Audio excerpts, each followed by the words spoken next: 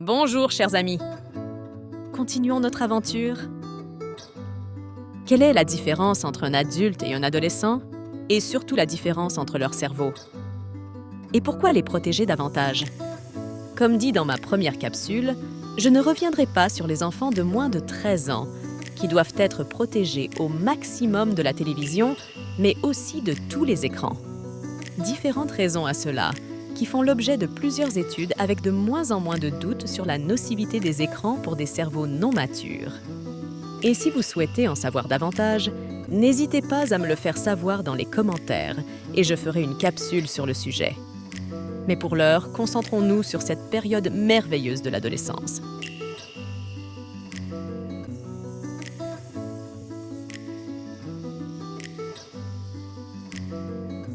Il est important de savoir que pendant l'adolescence, les cerveaux de nos enfants sont en pleine ébullition. Dans cette période, les neurones créent de nombreuses connexions entre eux. C'est la période dite de synaptogénèse ou de création des synapses, ces zones de communication entre les neurones. Le nombre de synapses se multiplie, puis leur quantité doit être réduite pour que le fonctionnement du cerveau soit plus performant. Alors, le cerveau entreprend un travail de triage. Les connexions neuronales non utilisées sont supprimées. Et ce tri neuronal a comme conséquence un effet direct sur le comportement de nos ados. Pour comprendre, il faut savoir que deux systèmes du cerveau de nos chérubins communiquent constamment pour construire et déconstruire des connexions. Ces deux systèmes sont particuliers.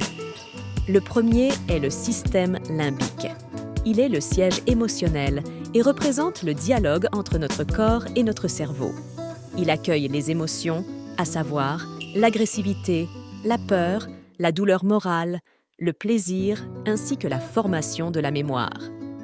Le second système est la partie du cortex préfrontal du cerveau qui est, lui, le siège des fonctions cognitives dites supérieures comme le langage, le raisonnement et la mémoire de travail. Pour schématiser, les émotions communiquent en permanence avec les fonctions cognitives. Cela explique la grande instabilité émotionnelle pendant l'adolescence. On situe la maturité du cortex préfrontal entre 18 et 25 ans. Ce ne serait qu'à partir de ce moment-là que nous serions capables de gérer davantage nos émotions. La raison et la réflexion deviennent des pièces maîtresses du comportement. Cette capacité à apprivoiser nos émotions se révèle encore plus efficace si l'adolescence est confronté à des expériences et a interagi socialement, ce qui lui permettra d'identifier ses émotions et de les comprendre afin de les réguler sans les museler pour autant. La période de l'adolescence est donc la période cruciale de stabilisation émotionnelle. Cette stabilité doit être construite sur deux piliers fondamentaux. Le premier n'est construit que par l'assurance d'un environnement bienveillant, dans lequel l'adolescent se sent libre de poser des questions et de débattre, mais aussi sécurisant, dans lequel les limites sont fixées et les règles sont claires.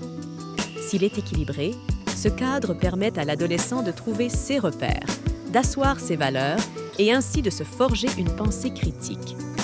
Pour réussir à instaurer cet équilibre, le dialogue est fondamental, les interactions sociales indispensables et la confiance, en soi comme aux autres, essentielle. Le second pilier pour veiller à cet équilibre est l'effort.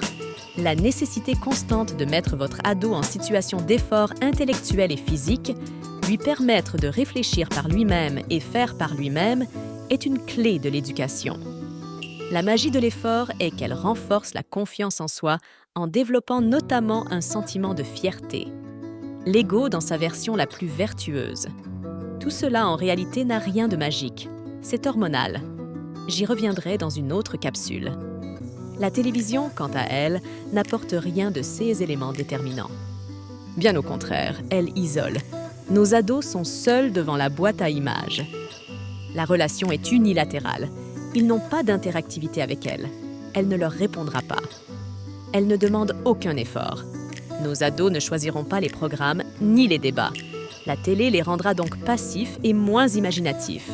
Les zones stimulées de leur cerveau sont moins diverses que par la lecture, par exemple. Alors que faire? Eh bien, remplacer la télévision par un autre objet qui pousse à la réflexion, à construire son propre programme, qui invite à débattre.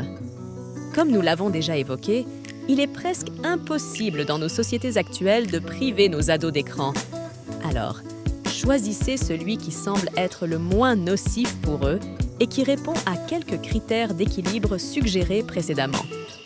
La qualité de notre cerveau dépend de notre mode de vie.